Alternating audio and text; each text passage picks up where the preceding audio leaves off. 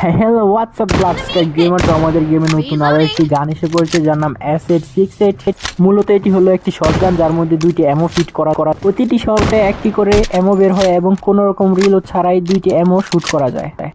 আবার এই গানটি যদি ওয়েপন স্টোর থেকে মডিফাই করা হয় তাহলে কোনো প্রকার রিলোড ছাড়াই দুইটি অ্যামো একই সময়ে একটি শট করলেই একসাথে দুইটি অ্যামো বের হবে।